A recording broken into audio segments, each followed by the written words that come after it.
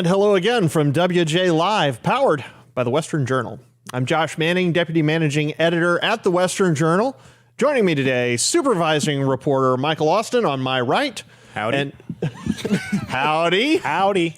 And on my left, Grant Atkinson, the reporter for the Western Journal. Supervised reporter. Supervised reporter. I'm the supervising reporter. Supervised reporter. It only makes sense. Yeah. It only makes sense. I love it when I hesitate on things like that because they're both on my team, so it just looks terrific. That's right. We're a family here at the Western Journal. Thank you for kicking off your week with us here at WJ Live. We're thrilled that you're here. As per the norm, we've got three absolutely fascinating topics that we want to bring you today. We're going to be talking about an absolutely horrific crime in Philadelphia. A woman was raped on a train in plain sight, not that late in the evening. And we're going to get into the details of what happened, what the passengers did, and what this says about city life in America right now. Also, Grant's going to be talking with us about an ESPN reporter who's put it all on the line when it comes to the vaccine and vaccine mandates. But first, Michael's got new information on the IRS mandate. It's going to be, as I understand it, Michael, it's going to be taking, the federal government will be able to look in at people who essentially make a $600 transaction or more from their bank account. Yeah. So, when Biden first got elected, he saw all those Bernie bros hanging around and he knew, I got to run on holding the rich accountable. We got to make the rich pay their fair share. I thought you were doing Kennedy for just a second, Jack Kennedy. I was going to try to do a Bernie impression. It really failed. It started as Jack Kennedy.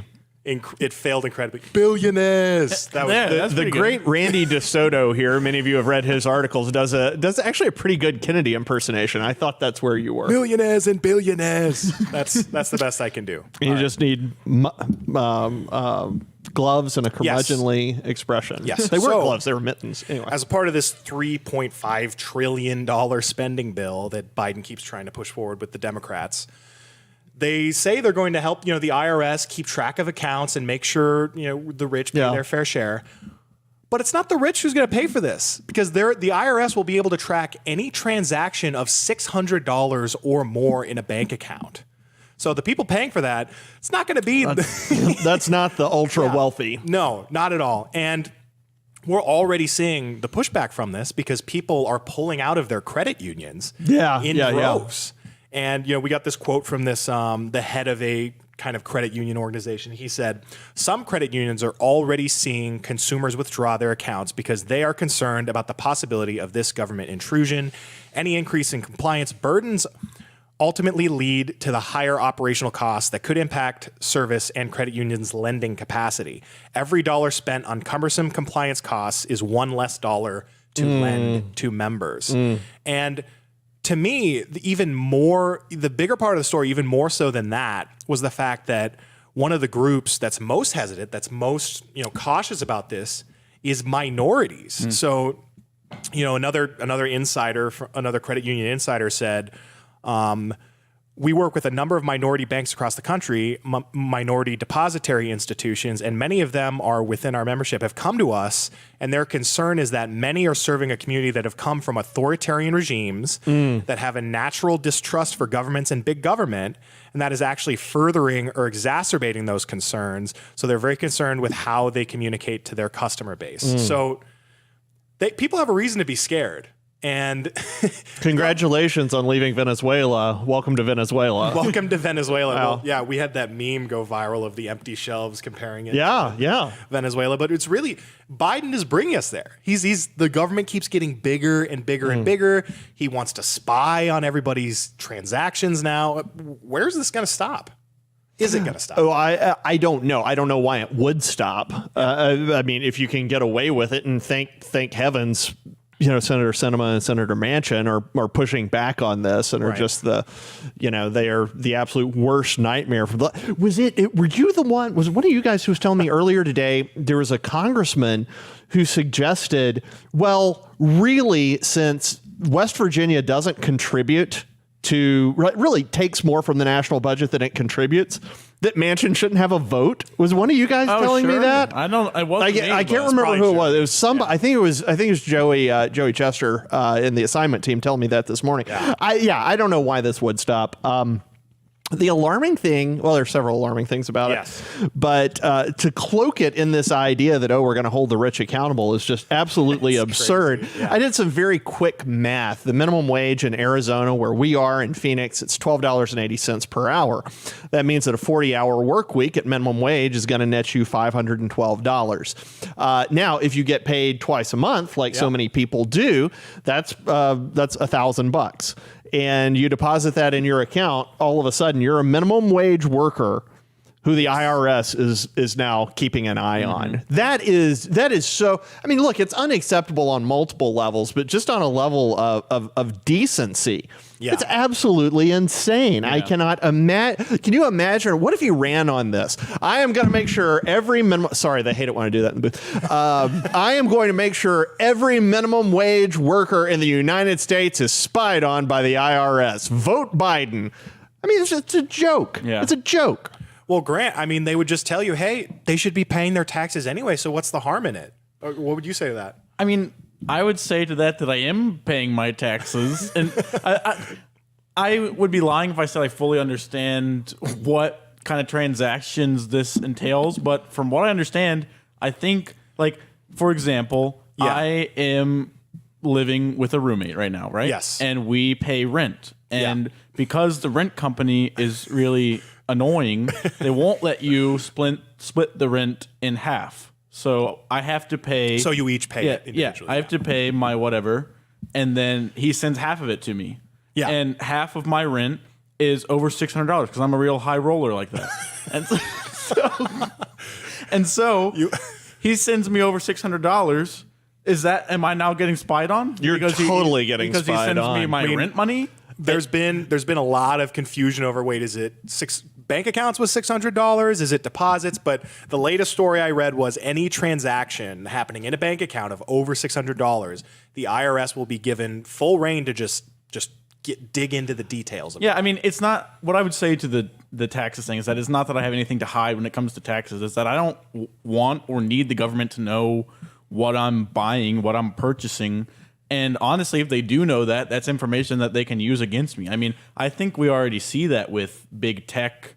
Every time you buy something, all of a sudden you start seeing all these ads on Facebook or Twitter or whatever. I don't need more people knowing about my bank transaction. That's my business. It's not the government's.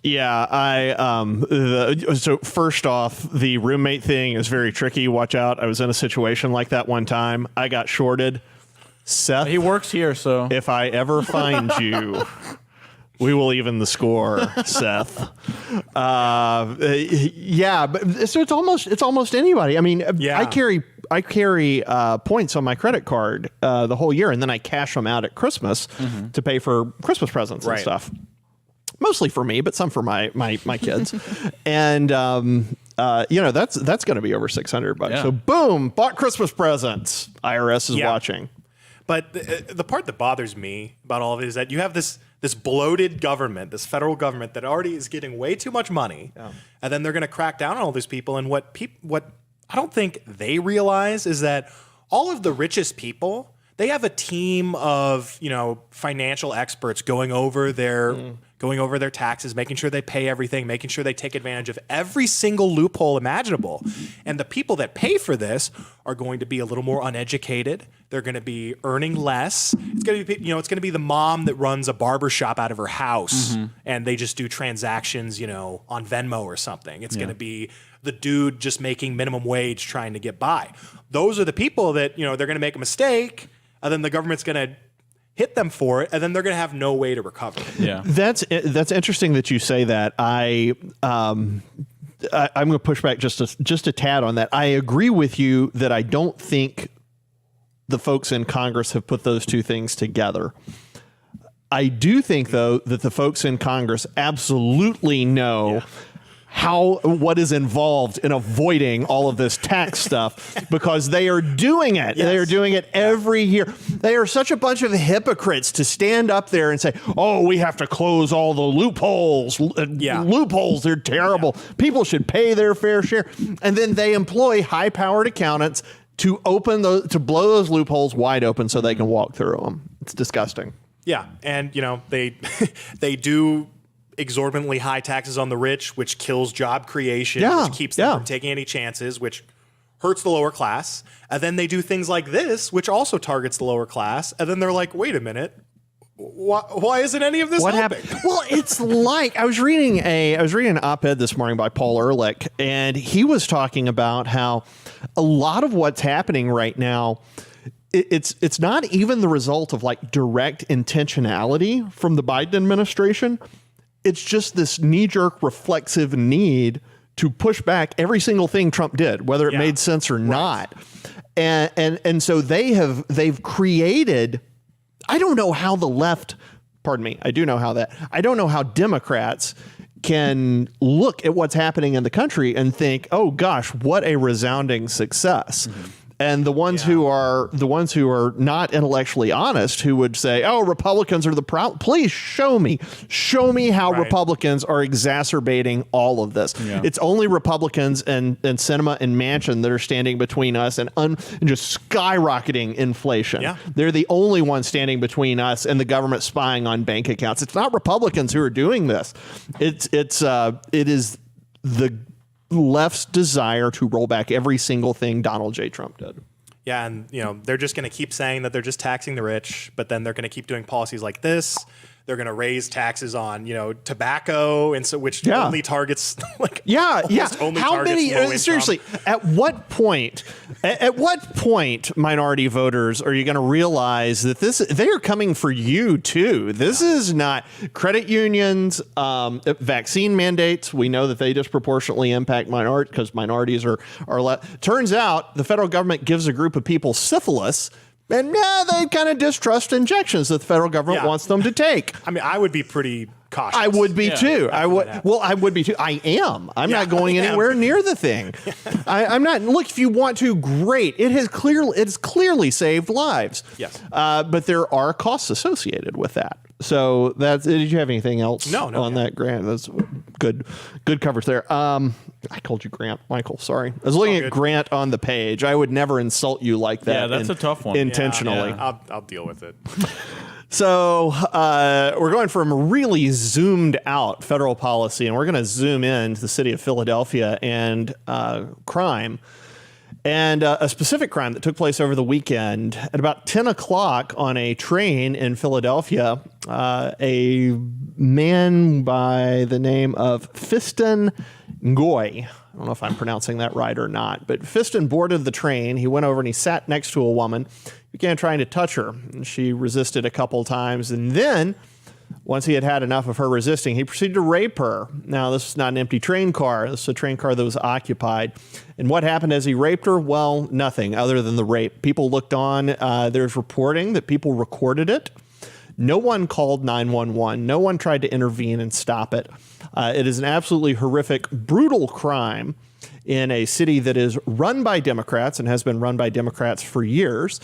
And no one touched it. Now, I would like to read a couple of comments here. This piece was by Jack Davis over at the Western Journal. You can read it after the show if you'd like. Superintendent Timothy Bernhardt of the Upper Darby Police Department said, police only learned about the alleged rape after an employee of the Southeastern Pennsylvania Transportation Authority told police that something wasn't right with a woman on the train as it passed him. Happened at 10 p.m. Bystanders did nothing to help the woman. Bernhardt said, it speaks to where we are as a society. I do think it speaks to where we are as a society, but I think it also speaks to where population centers can often be as societies of their own. We were talking earlier today, you and Joey and I were talking, and we were talking about this, I think it's this story in particular. And Joey made the point that essentially what happens is you have policymakers and academics, the chattering class, they're centralized in metropolitan areas. And so they see things like this happen. They see pollution. They see the maltreatment of the impoverished. They see abuse. And they think the entire country looks like that, when in fact, no, the entire country does not at all look like that. If you go where, I don't know where you're from, Grant, where are you from? Good old Greensboro, North Carolina. So if you go, I mean, you're from Iowa, I'm from Arkansas originally. If you go to those places, if you go to North Carolina, you don't have as much of that there. In fact, what you have are pristine lakes. You have beautiful fields. You have lots of trees. And let me tell you something. I can't speak for Iowa. I can't speak for North Carolina, but I do know in Arkansas or in Tennessee, where I live, you try to rape somebody on a train and you're going to get your face smashed in. And it's radically different in those places than it is in these metro centers. And the left, I got to stop saying that. The left knows what it does. By the way, we kind of make a distinction here. There are Democrats, there are liberals, and there are leftists. Democrats are people affiliated with a political party that generally leans more toward the left. Liberals are people, again, who maybe lean a little bit more toward the left, but they generally believe in freedom. Leftists are people who clearly are on the left, and they do not believe in freedom. They believe in authoritarianism, big government, micromanagement, socialism, and though they will not tell you, they believe in de facto communism. And so what happens is that you've got Democrats and you've got liberals in these big cities, and they think that the entire country is like that. And good Lord, if the entire country was like that, okay, I get it. You're worried about massive poverty. You're worried about homelessness. You're worried about environmental issues.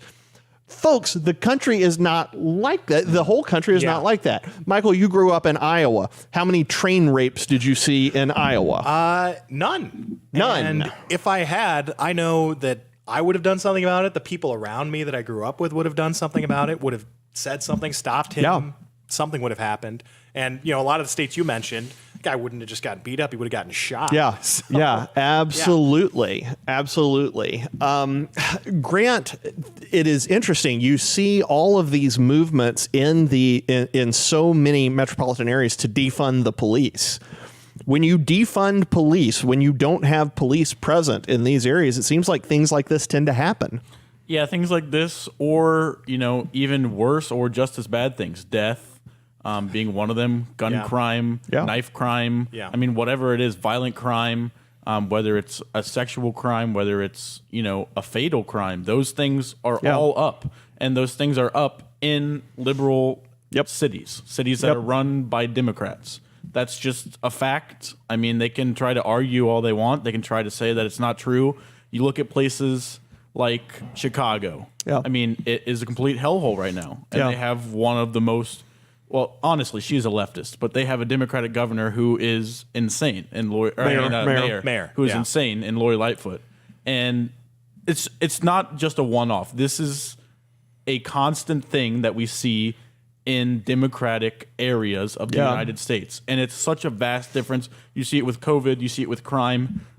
Blue places, whether it's a state or just a city within a larger state, are horrible places to live in. People are leaving them in droves. They're going to red places like here. They're going to Tennessee. They're going to Nashville, wherever. They're going to states that are red. Texas, Arizona. Because they don't want to live in blue states, because people get raped on trains and people get killed in the streets. And nobody does anything about it. And nobody does anything about it. That is the bizarre thing about this, and it's just like we've lost any kind of courage. I can't imagine sitting there watching something like that happen. Yeah. And even if I weren't armed, which I normally am, but even if I weren't armed, not jumping in and making sure the guy never did it again. Well, it's all these blue cities, they have all these social programs, all of these regulations that basically just keep these pockets of poverty and crime. Yeah. Just they let them fester. And the media is complicit in this because they always fail to report on these stories, at least certainly to the coverage that they should be, or at least to a proportionate coverage they would. Imagine. Yes, imagine. And they do that saying, look, we don't want to get all these racist white people to think, oh, all black people are criminals. Nobody thinks that. None of us. Nobody. Not thinks nobody. that. There are racists out there that Well, think that. I mean, but to Tucker's point, you couldn't fill an SEC stadium absolutely. with those people. And then what they're doing when they do that, okay, so when a criminal like this attacks in a neighborhood like that, the victims are almost always minority. Yeah. The reason police presence is high in minority neighborhoods is because they're getting a lot of calls from minorities within the neighborhood. Yeah. Yep. And it's people calling for help, people that want the police there, and the Democrats and the media, they're keeping them from doing their jobs. They're keeping these people perpetually in this state of just panic and attack, and they're destroying their lives. Yeah. I've lived a few different places, but I lived in Boston for a couple of years, and I was struck by the number of homeless I would see all over the place in such a liberal, leftist, caring, loving place.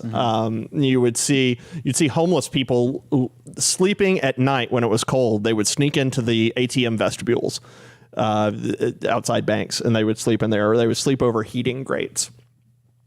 I also lived in a pretty small town in the foothills of the Ozarks called Batesville. And I don't know if I ever saw a homeless person in Batesville. I mean, it was remarkable. I lived there for 10 years. I think I've said this on the show before.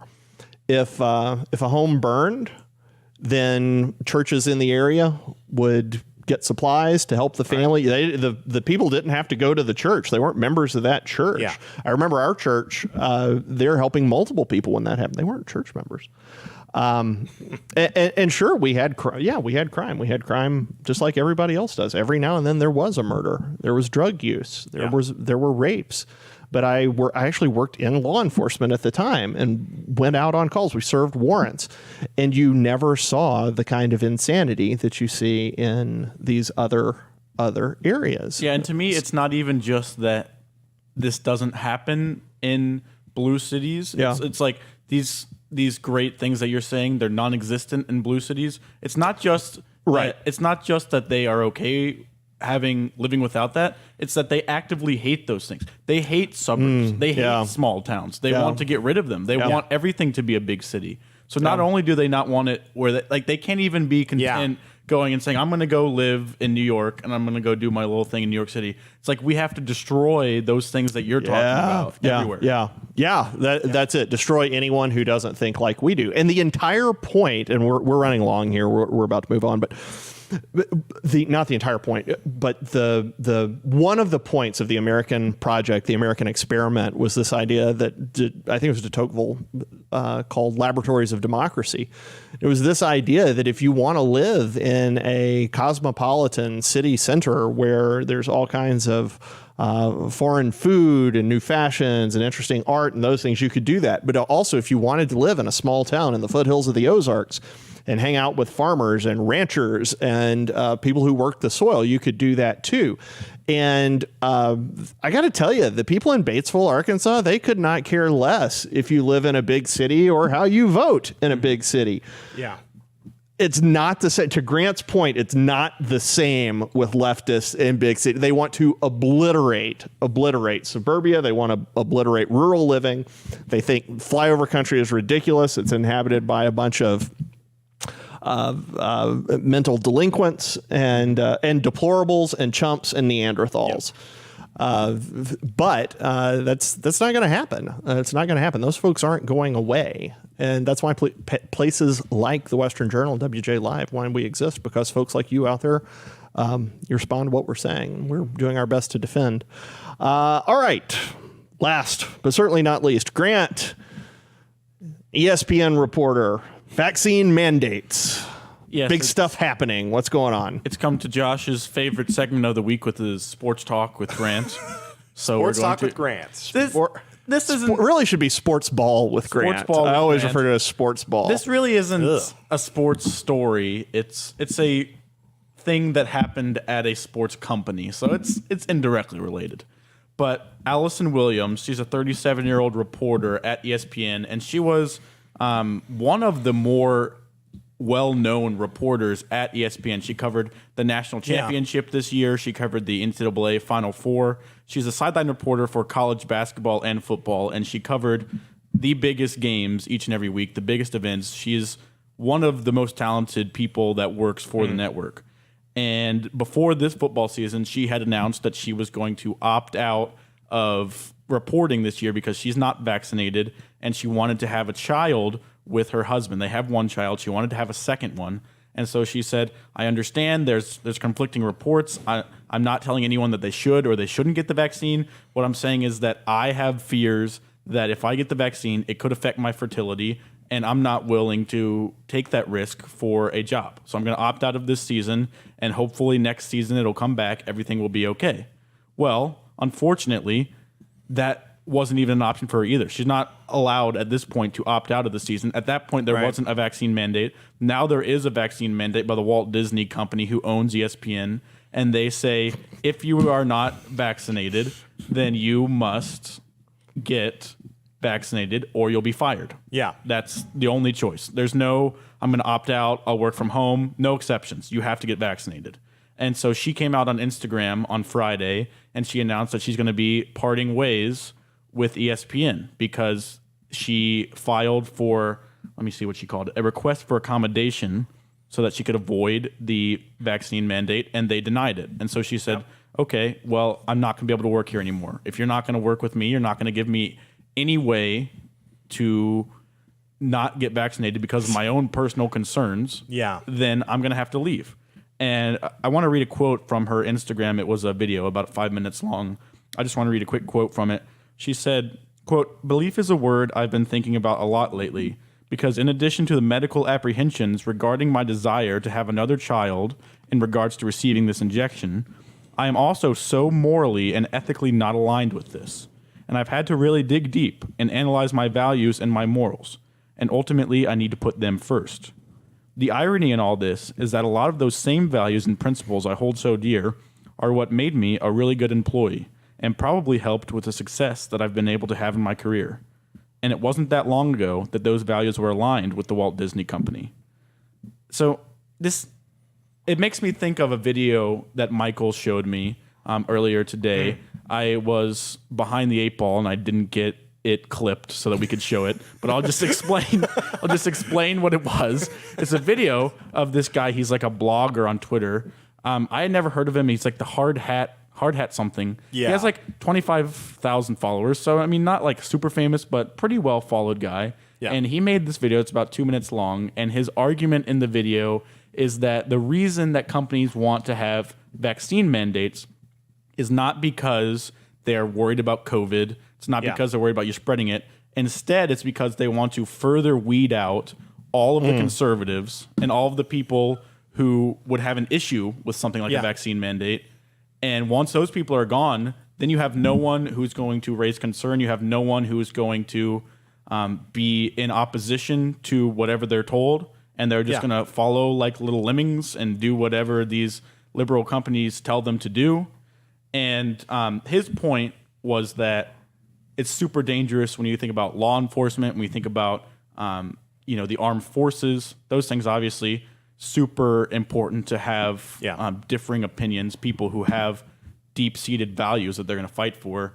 I would argue that it's almost as important in the media because those are the people who inform everyone else. And if we weed out every conservative from the media, then all you're going to get, I mean, wouldn't be that different from what you have right now. There's like 8 people. Then you're going to have no opposition at all. 8-0. You're just going to have leftist talking points being parroted with absolutely no pushback.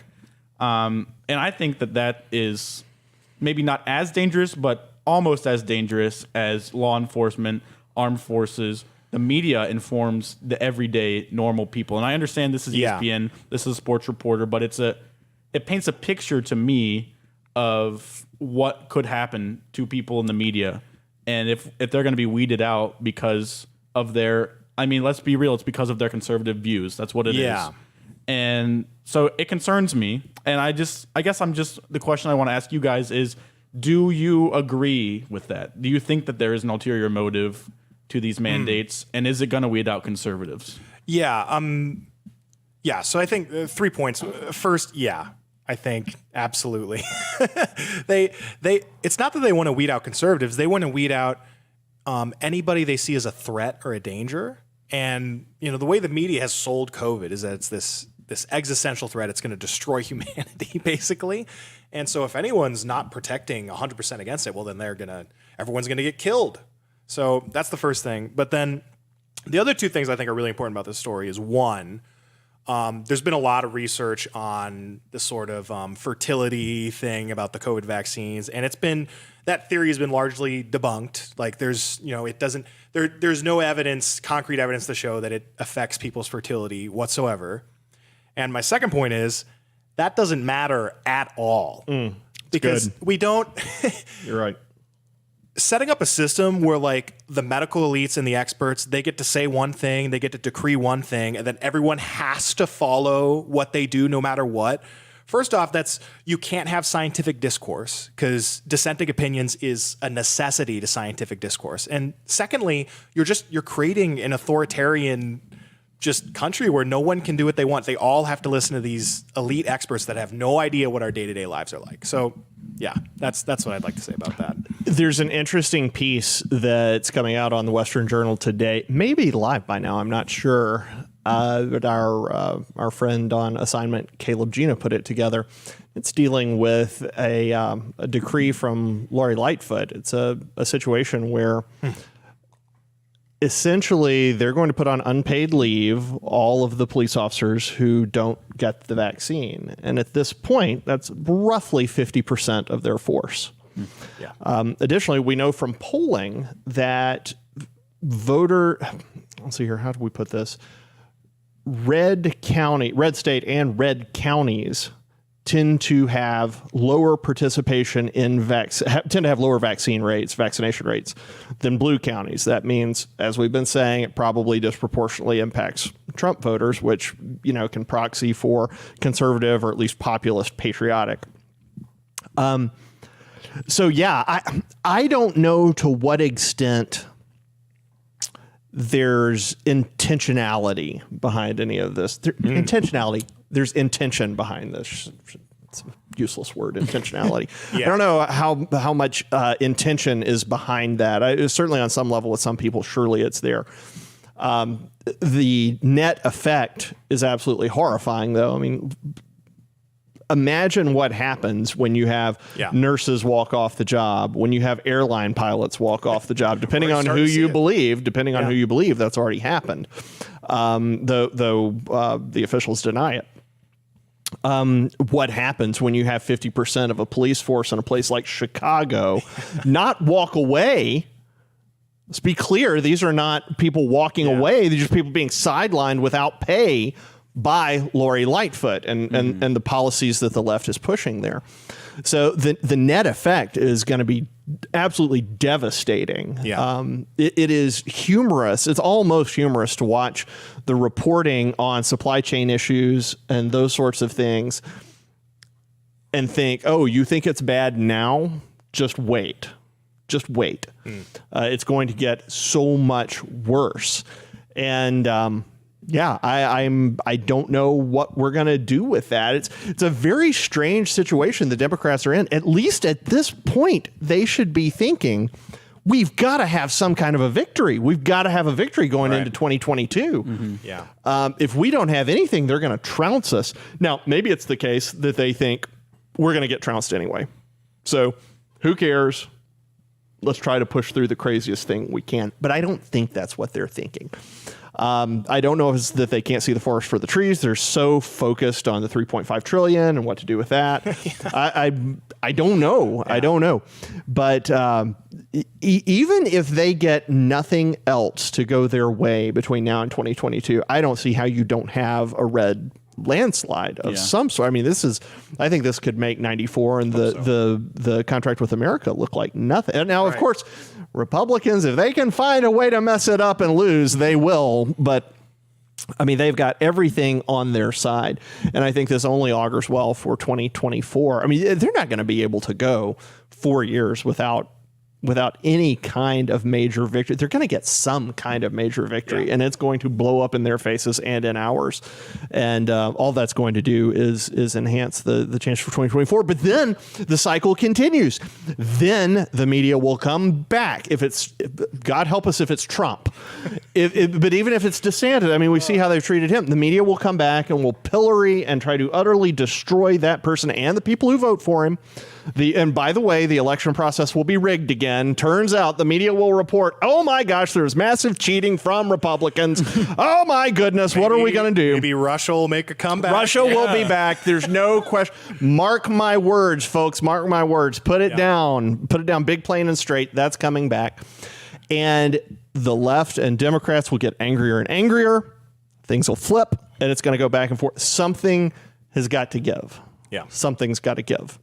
Anything else? I don't think so. That's a pretty good conclusion to me. Covered a lot. All right. Yeah. All right. Well, hey, thank you for hanging with us through the whole show. We appreciate it. Remember, WJ Live is here every Monday, Wednesday, and Friday at 5 p.m. Eastern, 2 p.m. Pacific. That's 5 p.m. Eastern, 2 p.m. Pacific. If you're watching us on YouTube, be sure to click the subscribe button.